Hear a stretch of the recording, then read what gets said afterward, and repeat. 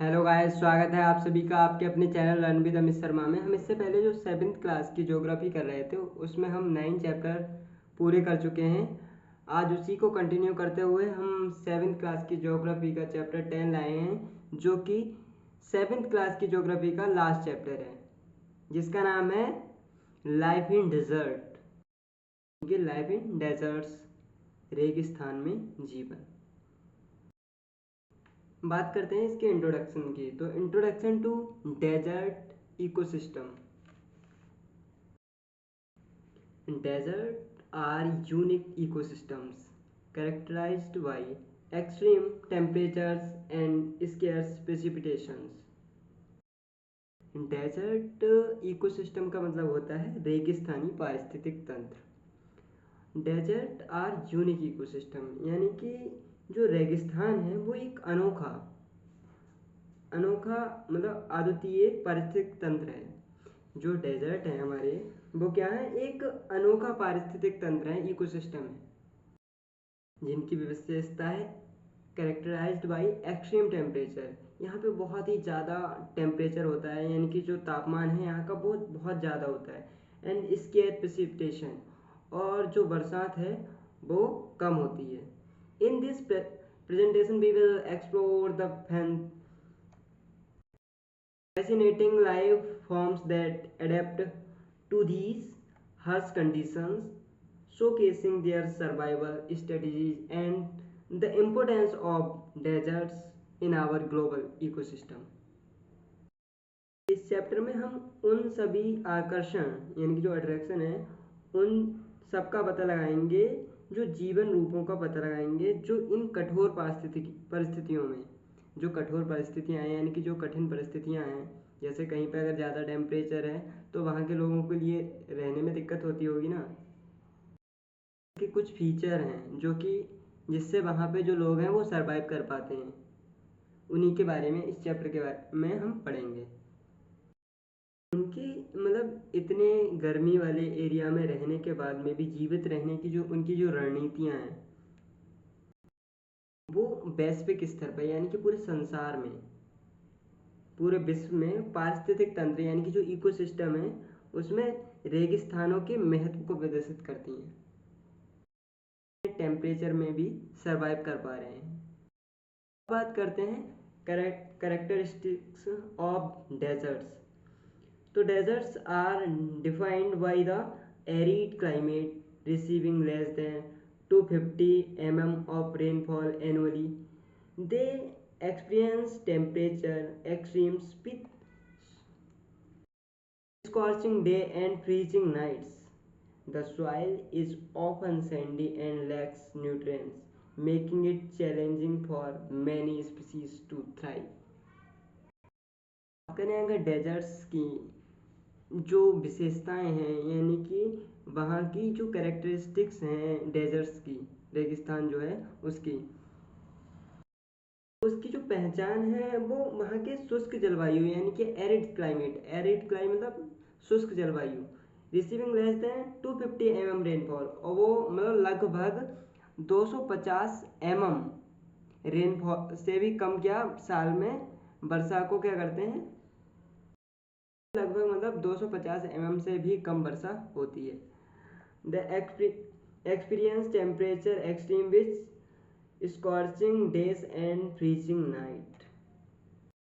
यहाँ का जो टेम्परेचर है बहुत ज़्यादा मतलब लोगों को झुलसाने वाला, दिन में मतलब इतना टेम्परेचर हो जाता है, इतनी गर्मी होती है कि मानो कि लोग झुलस जाएं, और रात में इतनी ठंड होती है, फ्रीजिंग नाइट्स होती हैं, बहुत बहुत ज़्यादा ठंडी।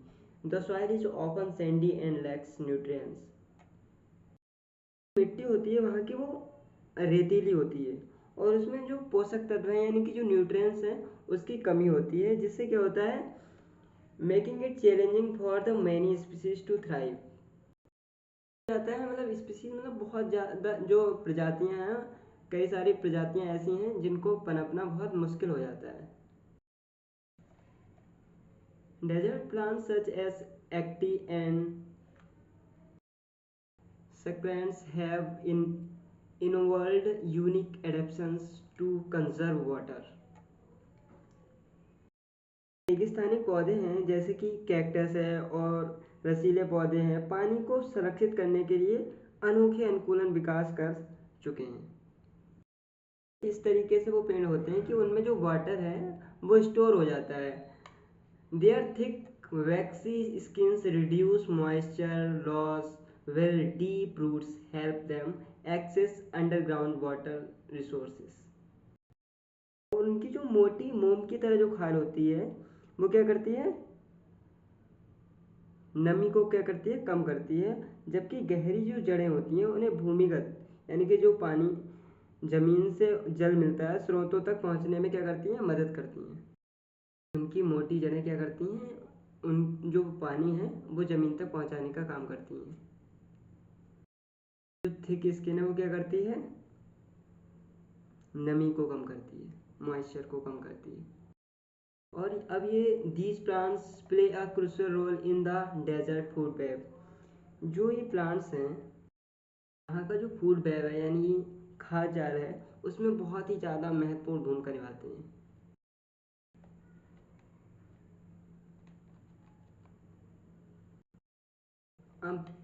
Desert animals like the Phoenix fox and kangaroo rat have adapted to survive with minimal water। जो रेगिस्तानी जानवर हैं जैसे कि फेनेक्रोमडी है, कंगारू है, चूहे हैं, कम पानी से जीवित रहने के लिए क्या होते हैं, अनुकूलित हो जाते हैं। वो कम पानी में भी जीवित रह सकते हैं। Many are natural, avoiding daytime heat and process specialized features such as large ears for heat dissipation। कुछ ऐसे जानवर हैं जो दिन की गर्मी से बचते हैं और कुछ ऐसे हैं जो कि रात में छिपते हैं। दिन की गर्मी से बचते हैं उनमें कुछ अलग ही ज़्यादा विशेषताएं होती हैं, जैसे गर्मी के बाहर निकलने के लिए उनमें क्या होते हैं, बड़े कान होते हैं, या उसको बाहर निकालने के लिए क्या होते हैं, उनमें बड़े कान होते हैं। These adaptations ensure their survival in challenging environment। And जो अनुकूल परिस्थितियाँ मतलब जिसमें वो जीवित रह सकते हैं वो क्या करती हैं, जिससे वो वातावरण में जीवित रह सकें, कुछ इस प्रकार से एक इन्वायरमेंट क्रिएट कर देती हैं। आप देख सकते हैं ये डेजर्ट कैट है।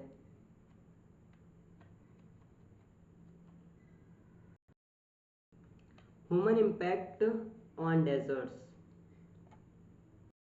जो मानव का जो प्रभाव है वो रेगिस्तान पे क्या पड़ता है इसके बारे में हम पढ़ेंगे। तो human activities such as urbanisation and agriculture significantly affect desert ecosystem.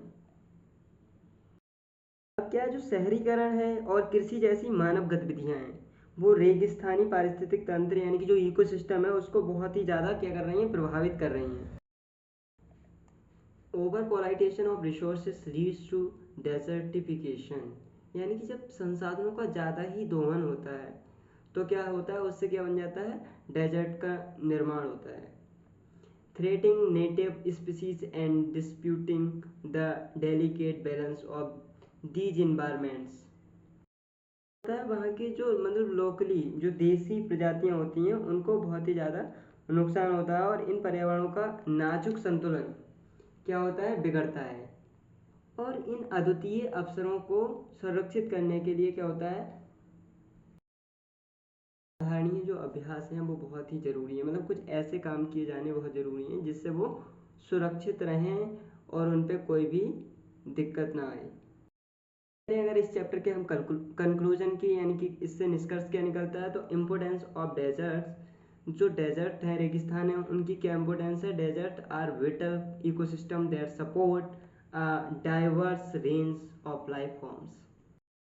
अब जो रेगिस्तान है वो बहुत ही महत्वपूर्ण पारिस्थितिक तंत्र है जो कि बहुत अलग अलग प्रकार की जो जीवन रूप हैं, जीवन शैली है, उसके लिए क्या करते हैं, समर्थन करते हैं। Understanding their unique characteristics and the adaptations of their inhabitants is crucial for conservation efforts। अब उनकी जो इतनी अच्छी विशेषताएं हैं और उनके जो निवासी हैं, वहाँ के जो निवासी हैं, उनके अनुकूलन को समझना और उनके संरक्षण कैसे हो सकता है, मतलब उनका प्रोटेक्शन कैसे हो सकता है, समझकर मतलब उनका प्रोटेक्शन करना हमें बहुत ही ज़्यादा ज़रूरी है। Protecting these ecosystem ensuring the survival of both flora and fauna as well as our planet's health। अब इनसे क्या होता है, इकोसिस्टम है यानी कि जो पारिस्थितिक तंत्र है उसको सुरक्षित यानी वो उसको प्रोटेक्ट करने से ये फायदा है कि वहाँ के जो जीव हैं और वहाँ का जो इन्वायरमेंट है वो दोनों को ही बहुत ही ज़्यादा इससे फायदा होता है। हमारा जो प्लेनेट है, ग्रह है, वो भी इससे क्या रहता है, एकदम स्वस्थ रहता है, अच्छा रहता है। साथ हमारी जो 7th क्लास की ज्योग्राफी थी आज उसका भी एंड हो चुका है। मिलते हैं 8th क्लास की ज्योग्राफी के साथ। के लिए best of luck. Thank you.